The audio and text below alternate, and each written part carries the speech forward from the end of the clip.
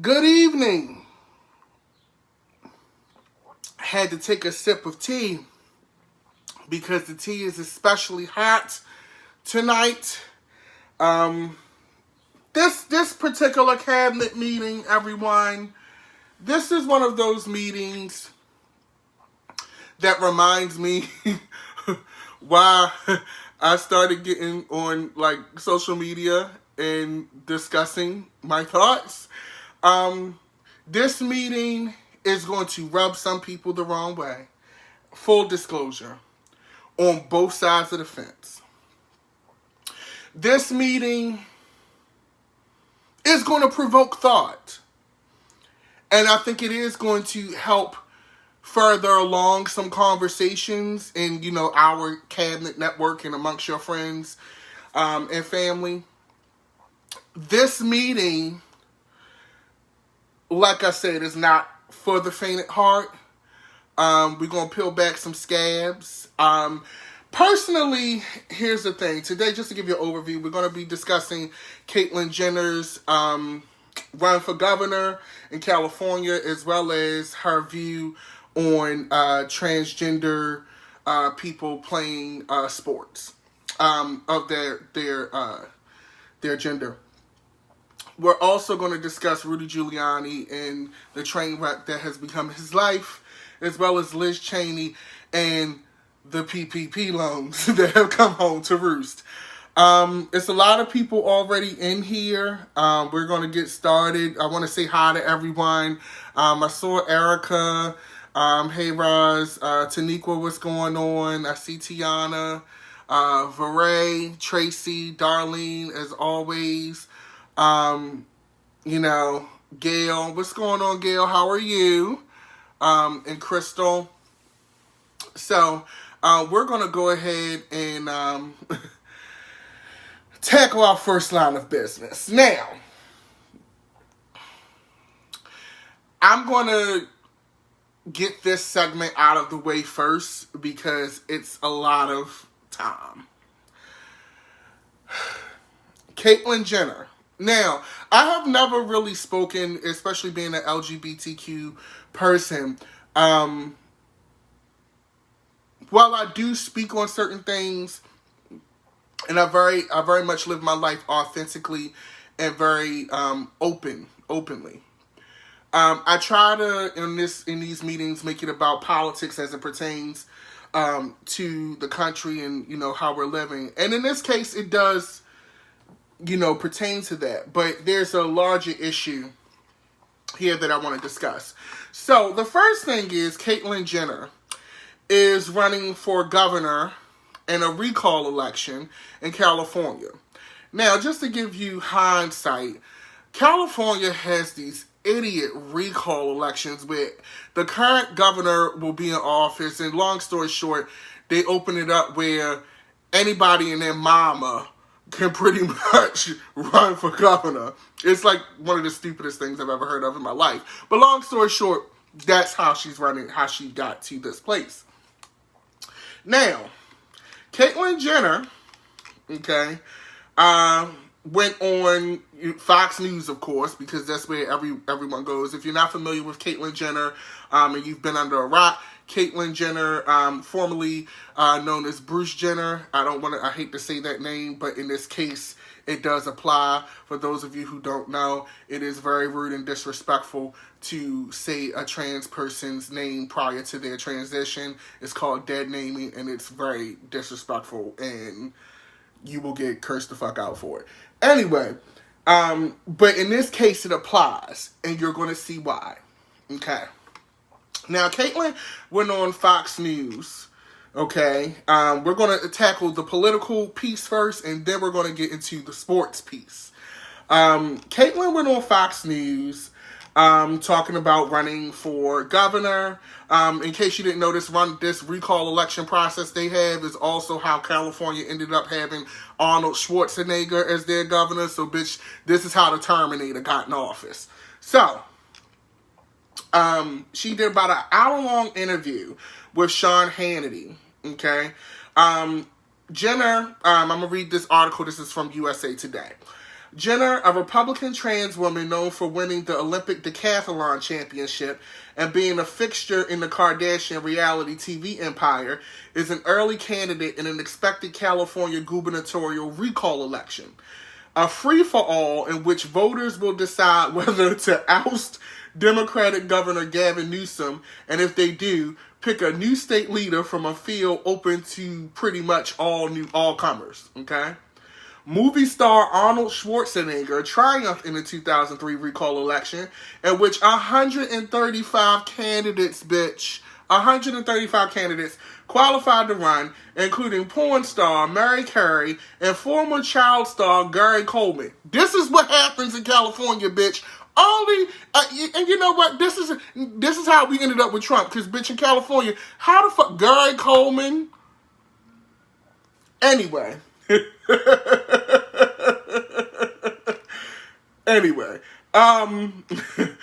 In Wednesday's interview, Jenner offered little but warmed over platitudes and very vague talking points. Even with Hannity pushing a bit to hear about detailed plans, Jenner called herself a compassionate disruptor in a campaign commercial unveiled during the show, but already seemed to be shifting to thoughtful disruptor during the interview. Okay? Most of Hannity's questions would be familiar, the immigration, COVID lockdowns, all of that good stuff, but she really didn't offer any real talking points. Okay? Jenner said she agreed with former President Trump on some matters, but not others, including transgender and LGBTQ issues, but that she hasn't agreed with President Biden on anything. And I just think that's ultimately fucking ridiculous, but whatever, bitch. Okay. Jenner's other main selling point was her biography, and she was most heartfelt, talking about her experience as a trans woman and how she thought that would help her as a governor. Trans issues, this is a quote, trans issues people struggle with big time. Our suicide rate is 9 times higher than the general public, which is true, she said. And for me to be a role model to them, to be out there, I am running for governor of the state of California. Who would ever thunk that? We've never even had a woman governor. I'm going to read that paragraph again, and then I'm going to dissect the fuck out of this paragraph and explain to you why Caitlyn Jenner is very problematic to trans people. And the bitch is ultimately still thinking like a privileged cis white man. Now, let's read this again, bitch. Trans issues people struggle with big time. Our suicide rate is 9 times higher than the general public, she said. And for me to be a role model to them. So, a role model to them. So you're not including, you should have said a role model to us. See, here's the thing, and here's what we have to remember, and I've seen several of people who are friends of mine who are trans, or have transitioned, point this out. Caitlyn, even though she's Caitlyn Jenner now, she still thinks like she has the mind of Bruce Jenner, the privileged white man who won the Olympics, and is a stepfather to the Kardashians, who gets to go around in life like everything's okay. Okay? So already, in her mind, that's very telling, and that's a quote. She said them. That means in her mind, even though she now identifies as Caitlyn Jenner, in her mind, she still operates like Bruce. She operates with the privilege of Bruce. Okay? That's the first thing. To be out there, I am running for governor of the state of California. Who would have ever thunk that? We've never even had a woman governor. So let's dissect that. Okay? Let's dissect that. Now, also too, she still has that white cis male savior complex. Okay? Who would have ever thunk that? Who said that transgender people needed Caitlyn Jenner to be a role model for them? Okay? Who said that? That's the first issue. Okay? Now, the second issue is we've never even had a woman governor. Now, that may be true, that there's never been, I have to research that there's never been a female governor, but if you know trans, decorum, if you have spent time with and in the trans community, a trans person who has been living their life and is transition would never say, we've never even had a woman governor. Because if you talk to any trans woman who has been through hard knocks, who have just lived, they consider themselves women. They are women when you talk to them. They would never say, we've never even had a woman governor. Now, to put it into context, I get as a gay, cis-looking man what this says, but there's several betrayals here. There's several betrayals here to her own people. Saying things like this is the equivalent of Tim Scott saying, America isn't a racist country. Not the same statements, but the same sentiments apply here, in my opinion. Okay? So there are a lot of betrayals. And when you've lived your life as a white cis male, Olympic star, who has benefited from that celebrity, and also too, let's look at this. There are a lot of people, a lot of trans people who are living in their assigned gender. And I'm being very careful with how I speak, even as an LGBTQ person, because I'm not trying to get ate up, bitch. I'm keeping it 100 with you right now. Even if you're living, there are people living in their assigned gender, assigned birth agenda, okay? And they don't have the access. They don't have the money. They don't live in Beverly Hills where they can get the best surgeon ever to cover their transition. They can't go with Yves Saint Laurent and get the best fittings, the best clothes. That's all privilege. So you can afford to be Caitlyn Jenner and transition at the age you did, because a lot of people don't transition this late in life. That's just doesn't happen. As far as purely from a physical standpoint, right? So you have all of this access. You have all of these things that you can sit and do what you do, but still operate in a way and in the mindset of a cis white male with privilege. If you really want to be honest, if we really want to look at this, Caitlyn Jenner, even now as Caitlyn Jenner, is the ultimate example of white male cis privilege in America. This is just my opinion. I'm not saying you have to agree with me. I'm not saying I'm right.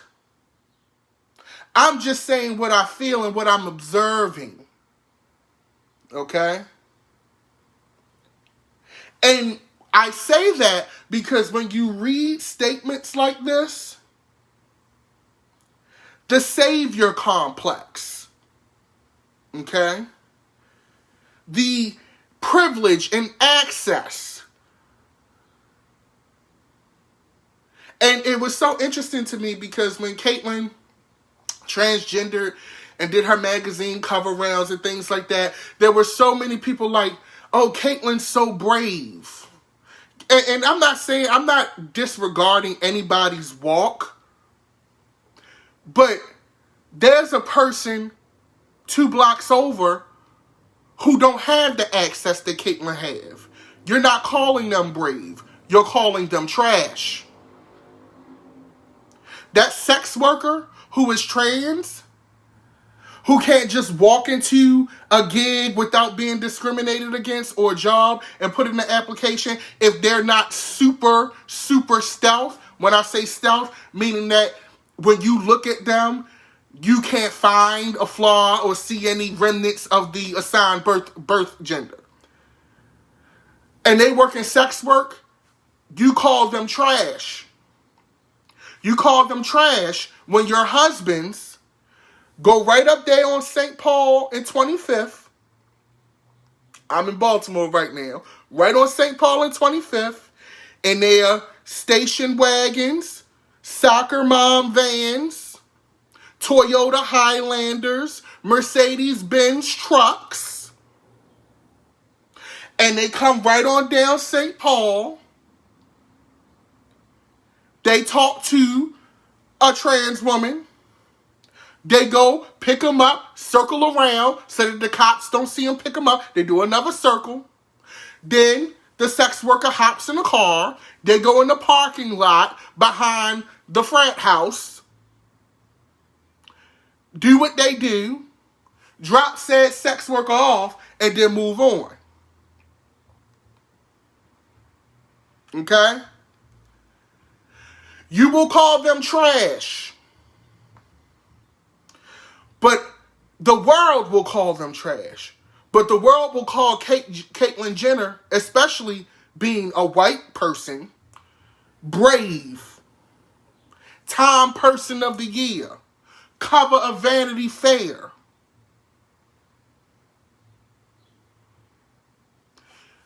And that's my stance on that. Now, the people are present for this one, honey. This is hilarious. Y'all going in them comments. And somebody said, you're really giving detail. I'm doing that because I want it to be very clear. I want y'all to understand that for this particular cabinet meeting, especially being a member and a known member of a social influencer, or, I don't hate to call myself, people know me, of the community. I wanted to make sure that I didn't misspeak and I didn't misrepresent anyone, especially for a life that I'm not living. I am not a trans person, so I don't have a firsthand account on what that is. I can only speak from an observer's point of view.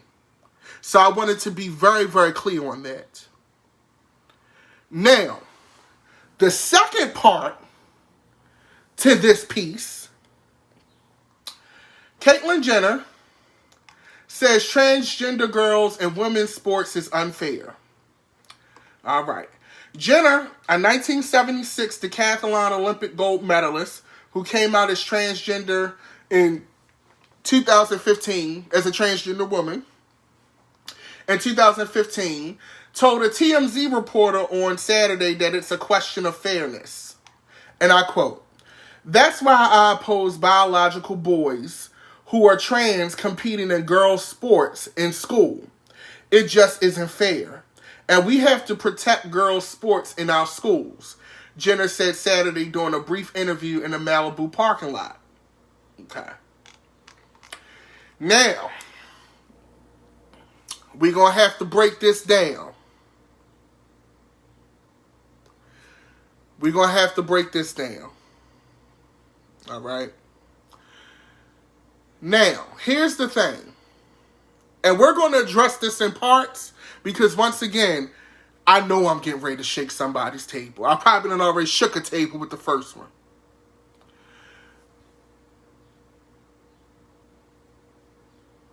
We live in a time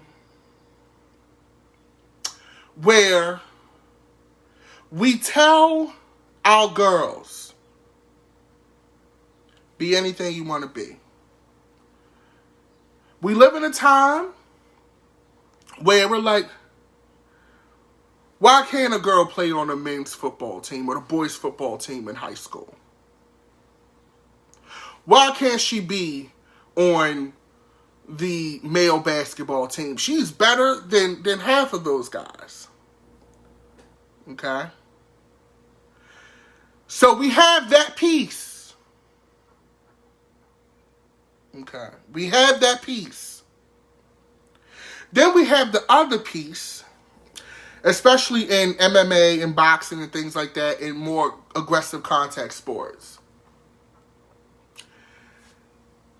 where you have people saying that trans girls, trans women should not be able to compete in men's sports. Okay. And here's my thing. And the reason being there's biological advantages and things like that, body build, all kinds of things, right? Here's the thing. You can't have your cake and eat it too. Okay? You can't say, oh, girls should be able to do anything. Why can't they play this sport? Well, guess what? If your argument is that trans girls or trans women have an unfair advantage and they're beating them in the sport, what difference what you think was going to happen when your daughter signs up to play on the male football team or the NCAA has integrated football play or basketball play? What you think is going to happen?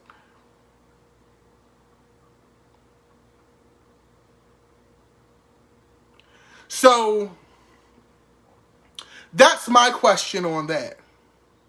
Now, my personal opinion, which I don't often give, and in this moment right now, I really don't want to give, but fuck it, I'm a G and I'm me. I personally think that there should be 3 types of sports. Okay? 3 types of categories.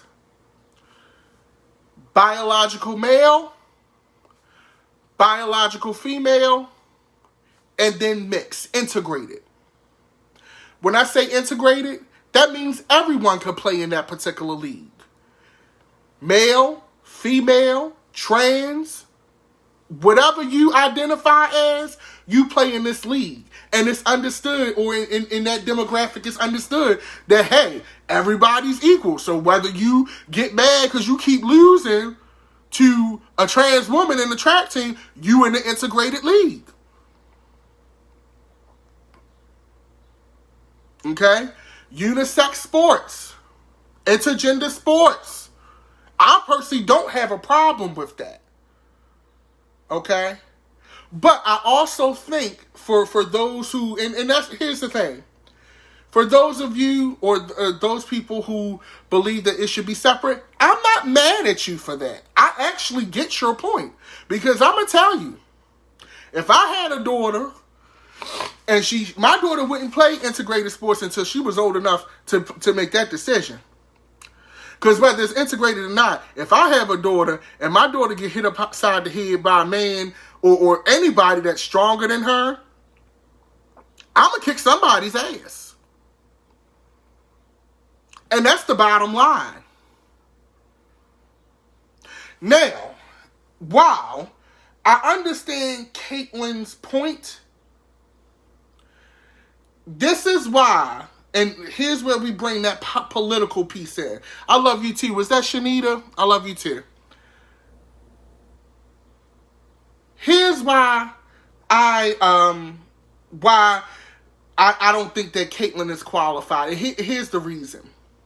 You're running for governor, and you have a person like me who broadcasts a YouTube show from his fucking cell phone in his living room, and I just picked apart one paragraph of what you said and killed you. I just picked apart one line item that you told TMZ. How are you going to deal with the Joy Reids of the world, the Don Lemons of the world, the Rachel Maddows of the world? We have to start thinking now. Qualifications for political office do have to matter to a certain degree. Or if you're going to run for office, okay?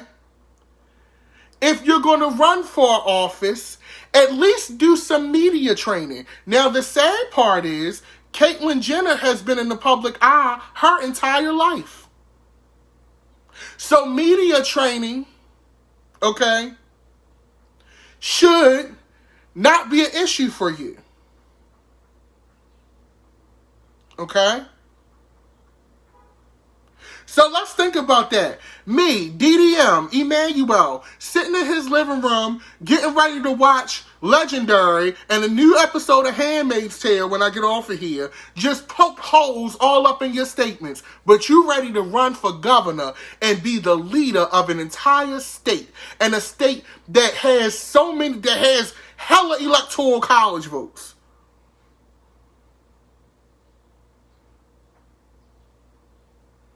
So we have to think about that. Now I can breathe.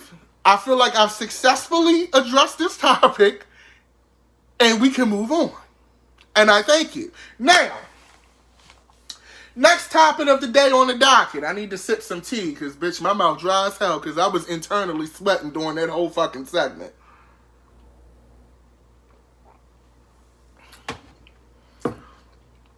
Now, next line item, Rudy Giuliani. Okay? Now,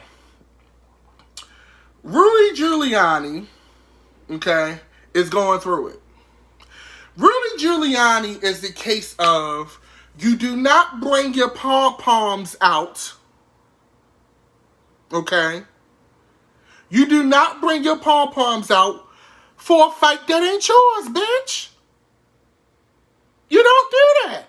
Now you're gagging.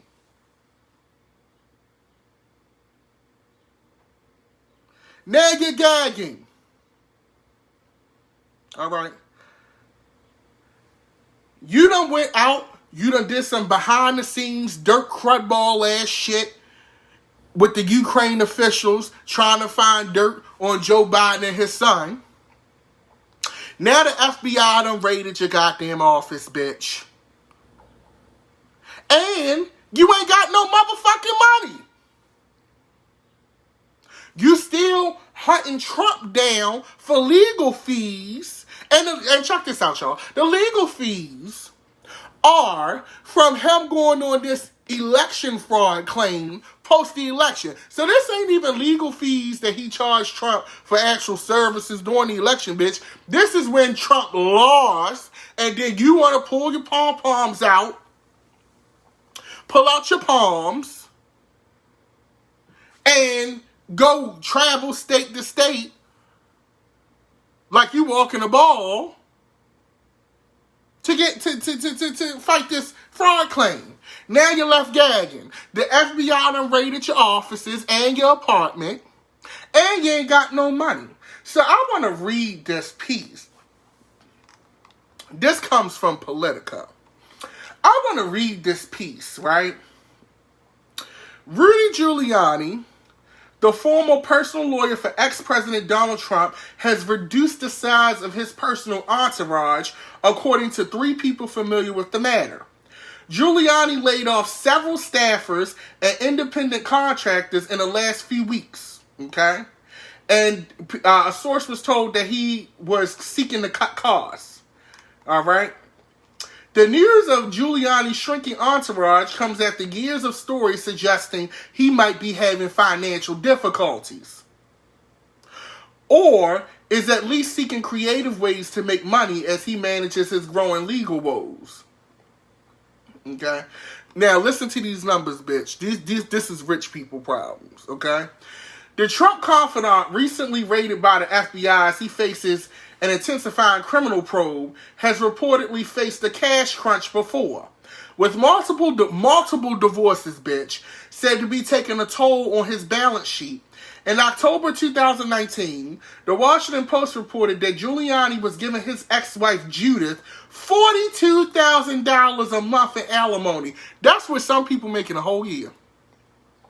A sum amounting to more than $500,000 a year. The Post also reported that Giuliani had made between $7 and $9 million between 2016 and 2017. The same month, Giuliani accidentally left a voicemail for a reporter in which he said, "The problem is we need some money." All right? The remark, while cryptic, nonetheless reinforced the idea that the high-flying Giuliani, a frequent habitué of pricey outlets like the Trump International Hotel in D.C., where room rates can run in the high hundreds of dollars a night, and a spoonful of wine can cost up to $140. Now, this is Trump Hotels, bitch. You can't even get the employee rate, bitch. You can't get the owner rate, bitch. Donald played your ass, bitch. Not only did he not pay you for your services, bitch, but he making you pay more full motherfucking rate. Bitch, you ain't even go on Hotel Tonight out this bitch. That's not even a fucking kayak rate, bitch. That's not even a hot wire rate. You pay full hotel website rate, bitch. And the Grand Havana Room, a members-only cigar bar in New York, wasn't eating cash. A lawyer for Giuliani's wife also alleged in court documents that he dropped tens of thousands of dollars on a private jet subscription service, $40,000 for a friend's son's dental work. I'm not mad at you for getting a bitch teeth fixed. $7,000 on fountain pens and $12,000 on cigars.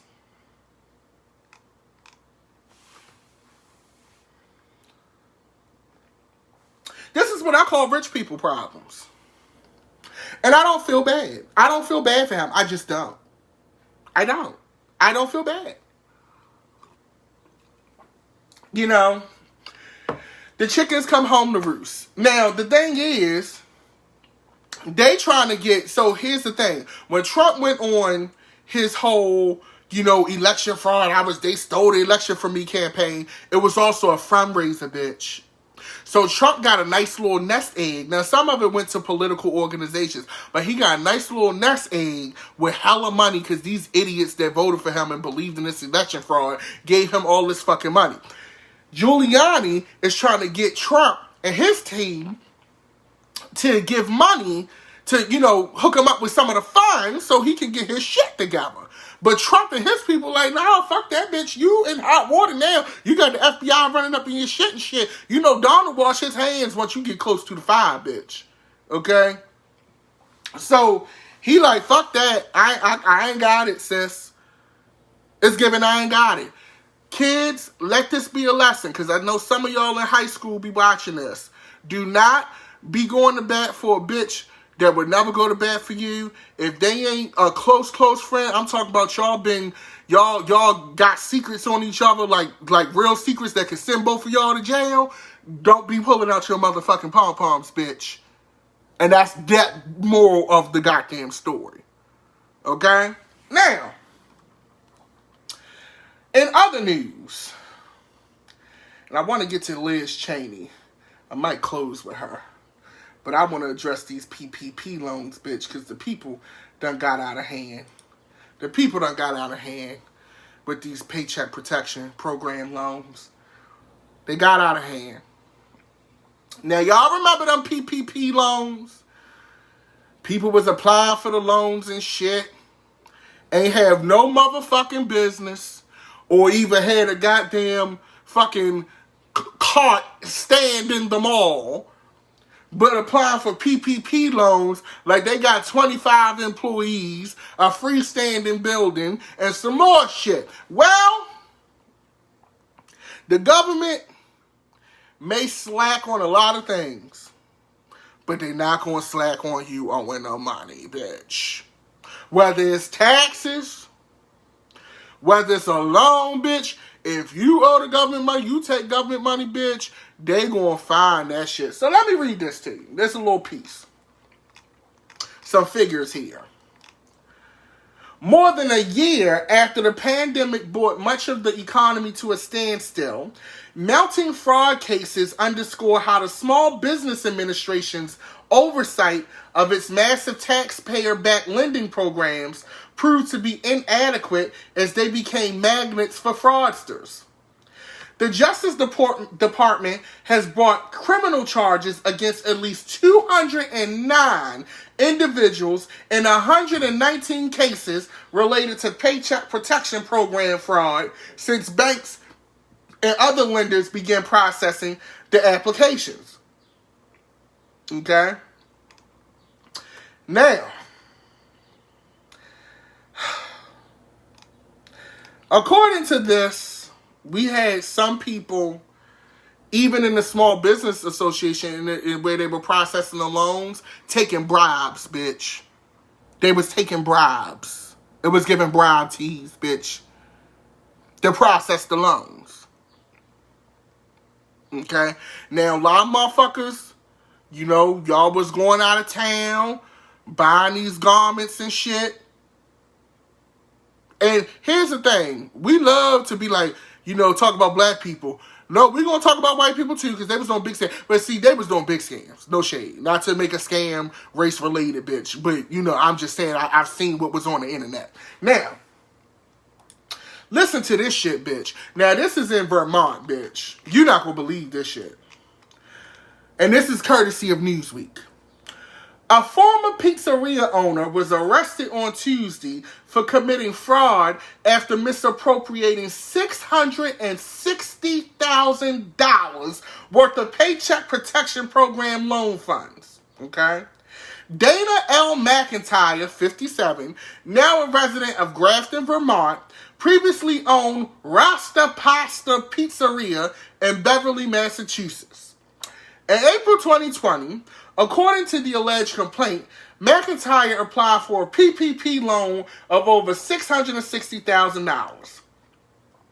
In the application, McIntyre allegedly inflated information about the pizzeria's employees and payroll expenses and falsified an official tax form in an effort to qualify the business for a larger loan amount. Now, look, bitch.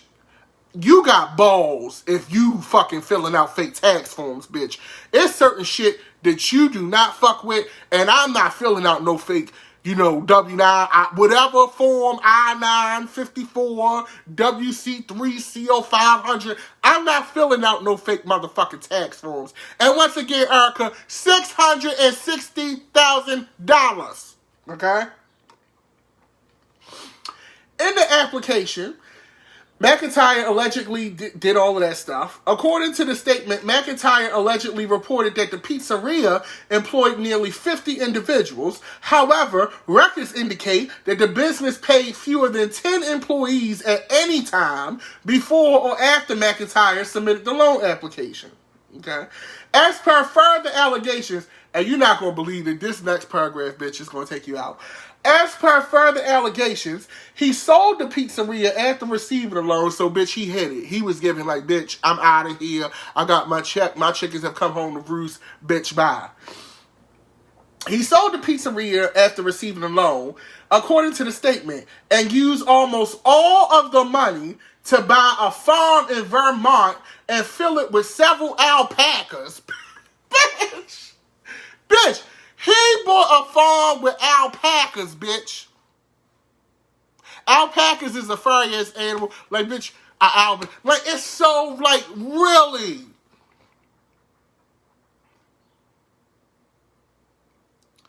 A farm with alpacas, bitch. That's what he bought.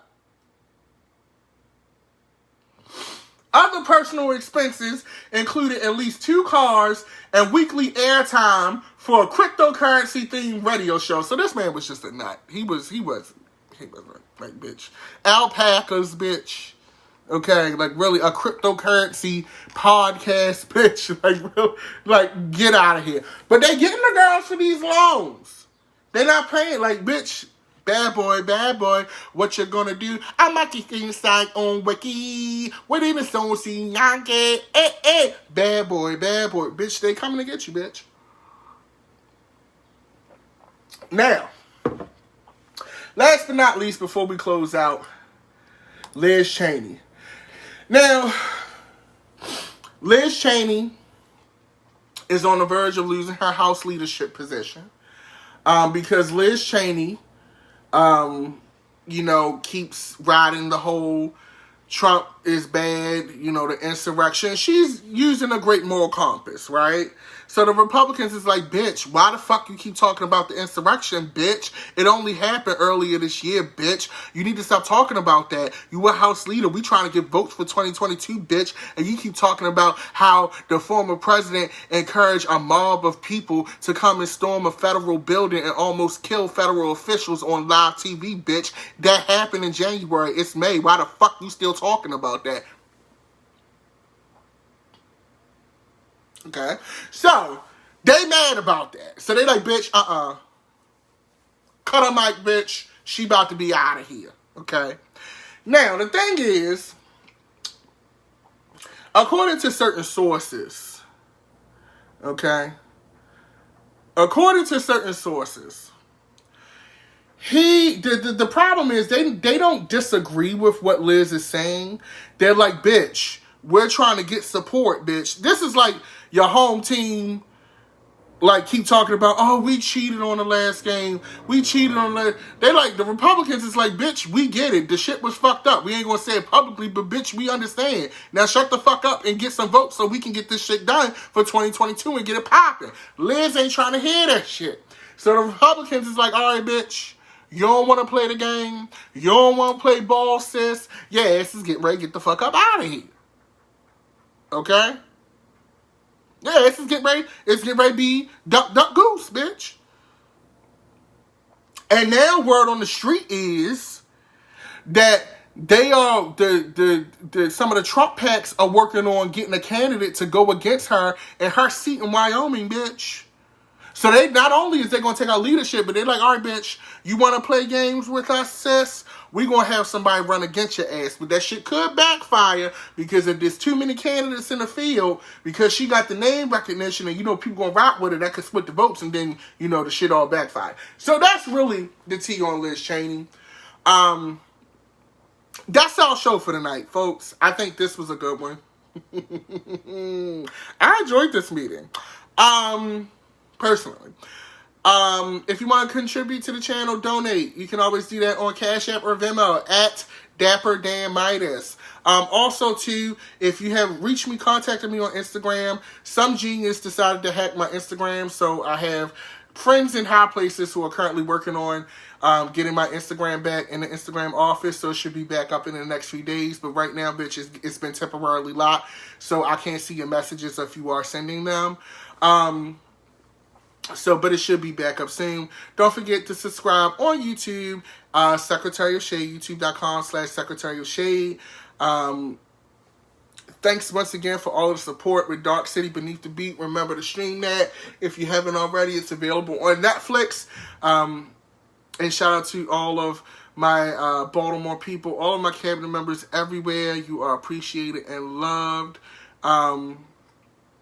Tonight was fun, y'all. I will see y'all shortly. I have a video to shoot this weekend for a song that I'm on.